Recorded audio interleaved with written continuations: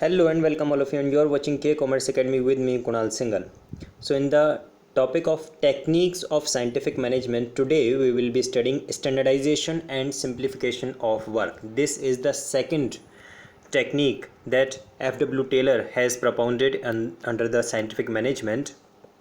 और इसे समझने से पहले आप इसको दो पार्ट्स में डिवाइड कर लें. स्टैंडर्डाइजेशन को हम अलग से समझेंगे एंड सिंप्लीफिकेशन ऑफ वर्क को हम अलग से समझेंगे. एक एग्जांपल मैं आपको देता हूँ, बहुत ही रियलिस्टिक एग्जांपल है. एग्जांपल अगर आपके माइंड में आपको याद रहा तो आपको ये टेक्निक हमेशा के लिए माइंड में एटर्नल फिक्स हो जाएगा. आप लोगों ने सरस दूध तो हमेशा परचेज़ किया ही होगा, नहीं भी परचेज़ किया तो नाम सुना ही है, ठीक है, बहुत ही कॉमन है. सपोज़ आप सरस मिल्क परचेज़ करके लेके आते हैं तो क्या हर बार सेम टाइप ऑफ क्वालिटी आपको देखने के लिए मिलती है या अलग अलग क्वालिटी आपको मिलती है? अगर आप सरस गोल्ड परचेज़ करते हैं तो हर बार जो क्वालिटी है वो सेम ही मिलेगी. हाँ, वो बात अलग है कि अगर हमारे दूध वाले भैया घर पे दूध देने आते हैं तो उनसे मम्मी अक्सर लड़ती रहती हैं कि आज दूध पतला आया, आज दूध अच्छा नहीं था, कम दिया, ये वो, ऐसे बहुत सारी प्रॉब्लम्स हैं. लेकिन अगर हम सरस कंपनी का गोल्ड परचेज़ करके लेके आते हैं तो उसकी जो क्वालिटी है वो हमेशा फ़ैट कंटेंट सेम ही मिलता है, ठीक है. और एक एग्जांपल लेते हैं, डेयरी मिल्क तो आप सब ने ही खाई होगी. तो डेयरी मिल्क जब भी आपने परचेज़ करके खाई है तो क्या हर बार अलग टेस्ट मिला है या सेम टेस्ट मिला है? ऑब्वियसली सेम टेस्ट होता है, हर बार हमें उतनी ही अच्छी लगती है जितनी पहले खाने में लगी थी.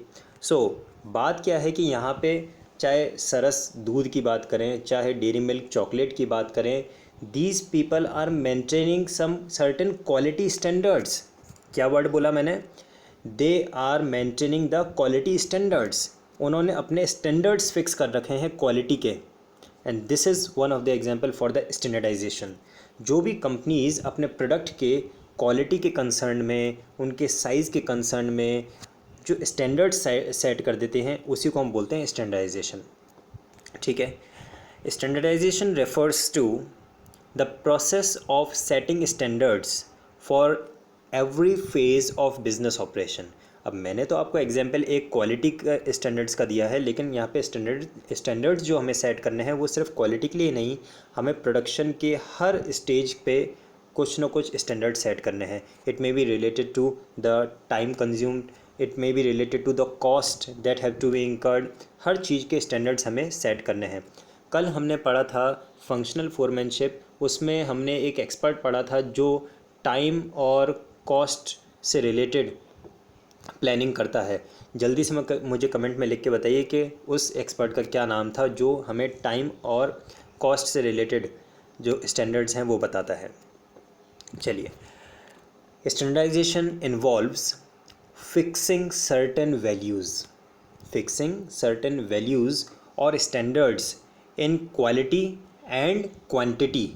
क्वालिटी के कंसर्न में भी और क्वांटिटी के कंसर्न में भी, in quality and quantity of goods by using standardised equipments.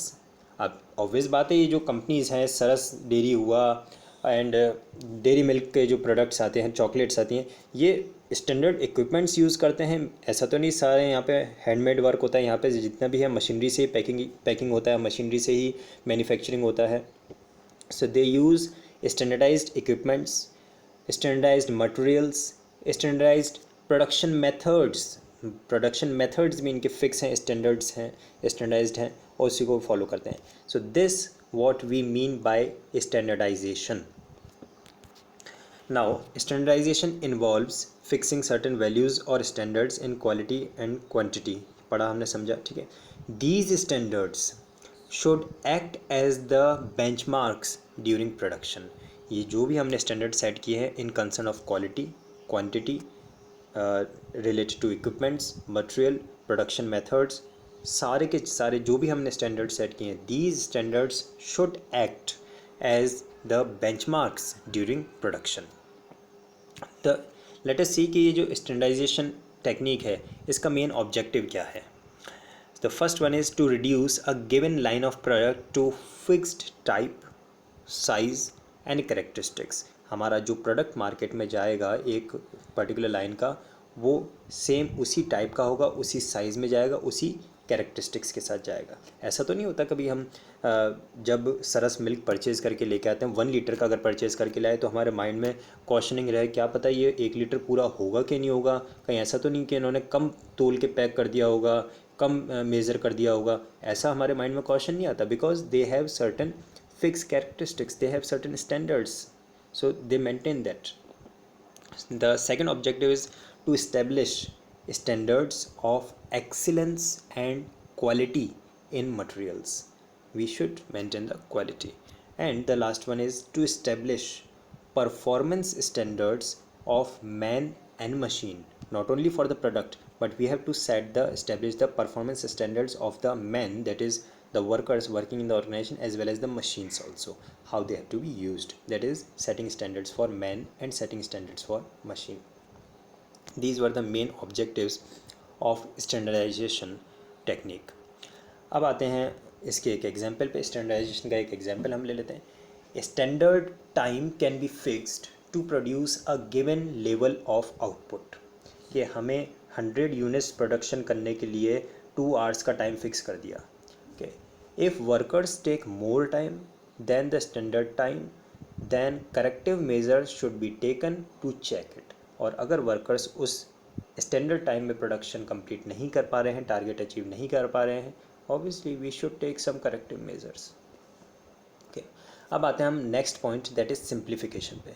Simplification के लिए फिर से हम एक एग्जांपल लेते हैं, वही सरस का। चलिए डेयरी मिल्क का एग्जांपल ले लेते हैं। आपको वो ये तो पता है मार्केट में डेयरी मिल्क आप लोगों ने परचेज़ की होगी, सिल्क में सिंपल भी होती है, फ्रूट एंड नट का भी मिलती है, और इसमें आपको कैरेमल वाली भी मिलेगी, बबली तो काफ़ी ज़्यादा फेमस है, ठीक है, ऑरेंज पीस में भी है। So we are having various flavours available in the same Dairy Milk Silk. Name वही है डेयरी मिल्क सिल्क, लेकिन उसके अंदर 6 काइंड्स ऑफ वैरायटी हमें मार्केट में अवेलेबल मिल जाएगी, ठीक है। इसी तरह से अगर आप मिल्क परचेज़ करने जाएं सरस का, तो आपको सरस ताज़ा भी मिलेगा, सरस गोल्ड मिलेगा, सरस शक्ति मिलेगा, सरस स्मार्ट मिलेगा, वेरियस ग्रेड्स आपको मिल जाएंगे। सभी एक ही कंपनी के हैं, सभी के अंदर मिल्क है, लेकिन इनमें क्वालिटी कंटेंट या कह सकते हैं इनका जो फैट कंटेंट है उसके बेसिस पर हमने इनको डिफरेंट ग्रेड्स प्रोवाइड कर दिया है। अब जब ये 4 मार्केट में हम लॉन्च कर रहे हैं, being a production manager of this Saras dairy, हम ये 4 ग्रेड्स मार्केट में लॉन्च कर रहे हैं। मे बी पॉसिबल कि इसमें से कोई ऐसा एक ग्रेड ऐसा भी हो को जो मार्केट में इतना पॉपुलर नहीं है, लोग उसको इतना परचेज़ नहीं कर रहे हैं, हमें प्रॉपर रिस्पांस नहीं मिल रहा है, लेकिन फिर भी हम उसको मार्केट में उतार रहे हैं। फॉर एग्जांपल अगर मान लीजिए इन 4 में से मार्केट में सरस स्मार्ट की इतनी डिमांड नहीं है, उस पर्टिकुलर ग्रेड की डिमांड नहीं है, जब नहीं डिमांड है तो फिर उसको डिसकंटिन्यू कर देना चाहिए। क्या कहा मैंने? We should discontinue unnecessary grade और variety of the product. Market में हम वही अवेलेबल करवाएं जो चीज़ रिक्वायर्ड है। अगर 4-5 ग्रेड्स जो हम अवेलेबल करवा रहे हैं उसमें से कोई ऐसा ग्रेड भी है, कोई ऐसी वैरायटी भी है हमारे प्रोडक्ट की जो मार्केट में एक्सेप्टेबल नहीं हो पा रही, जिसकी प्रॉपर डिमांड नहीं है, अननेसेसरीली उस पर रिसोर्सेज वेस्ट हो रहे हैं, so we should discontinue that unnecessary grade और वैरायटी। उसके और अलावा एक एग्जांपल हम ले सकते हैं, मिल्क अगर आप परचेज़ करते हैं सरस का, तो मार्केट में हमें 1 लीटर पैकेट भी मिलता है, 5 लीटर पैकेट भी मिलता है, 500 ml आधा लीटर पैकेट भी मिलता है, और एक 200 ml का पैकेट भी आता है, स्मॉल पाउच आता है 200 ml का। और सपोज़ करें कि मार्केट में वो 200 ml वाले पैकेट की ज़्यादा डिमांड नहीं है, वो इतना पॉपुलर नहीं है, लोग या तो आधा लीटर ज़्यादा परचेज़ करते हैं या 1 लीटर परचेज़ करते हैं, ठीक है। शादी वगैरह में ज़रूर 5 लीटर्स के पैकेट भी डिमांड में आते हैं, अदरवाइज़ 200 ml वाले की डिमांड इतनी नहीं है। We should discontinue unnecessary sizes of product, जो सबसे ज़्यादा डिमांड में हो उसी को मार्केट में लॉन्च करें। क्यों अननेसेसरीली हम अपने रिसोर्सेज को वेस्ट करें फॉर द प्रोडक्ट और for the size, for the variety, for the grade which is not accepted in the market. इसी को बोलते हैं simplification. What does simplification mean? Simplification refers to eliminating और discontinuing superfluous or unnecessary variety, sizes and grades of the product manufactured by the organization। जो भी various variety market में available है different sizes में, डिफरेंट ग्रेड्स में, उनमें से जो भी ऐसा है जो अननेसेसरी है, जो मार्केट में इतनी डिमांड में नहीं है, उसको हमें एलिमिनेट कर देना चाहिए, उससे हमें डिसकंटिन्यू कर देना चाहिए. That is meant by simplification. Simplification aims to eliminate unnecessary diversity of products, sizes, and types. It implies reduced inventories, fuller utilization of equipment, and increasing turnover. So अगर आप चार में से एक प्रोडक्ट को डिसकंटिन्यू कर देते हैं या एक साइज़ को, एक वैरायटी को डिसकंटिन्यू कर देते हैं, तो उसके जो रिसोर्सेज हैं that can be allocated to the remaining varieties. So it will be better fuller utilization of resource equipments. It will result in better utilization of equipments as well as जो उसमें inventory का purchase हो रहा था, जो उसमें labour occupy हो रहा था, वो सब बच जाएगा हमारा. So it will reduce the cost also. So it implies reduced inventories, fuller utilization of equipment, and increasing turnover. Let us take one example. Hindustan Unilever Limited reduced its variety of soaps and it generated efficient and effective results for the company. So मैं इतना ही कहूँगा कि अगर आपको ये example, particularly सरस milk का example अगर आपके माइंड में ध्यान रहता है, तो ये टेक्निक आप कभी भी नहीं भूलेंगे. Standardization means to set certain standards for the quality, for the size, for the characteristics, for the man, for the machine, for the time of production, for the method of production, setting the standards for these various variables. Simplification means to discontinue unwanted, unnecessary, demanded product in the market. हमारी company 10 product बना रही है, उसमें से जिस product की demand market में नहीं है तो उस प्रोडक्ट को हमें डिसकंटिन्यू कर देना चाहिए. That is simplification. Her product के लिए हमें कुछ स्टैंडर्ड सेट करने चाहिए, प्रोडक्शन के लिए, मेथड के लिए, उसके क्वालिटी के लिए, उसको बोलते हैं standardization. So this was the second technique of management propounded by F.W. Taylor, standardization and simplification of work. I hope आप लोगों को टॉपिक बहुत अच्छे से समझ में आया होगा. कोई डाउट बचा है तो आप कमेंट में लिखें.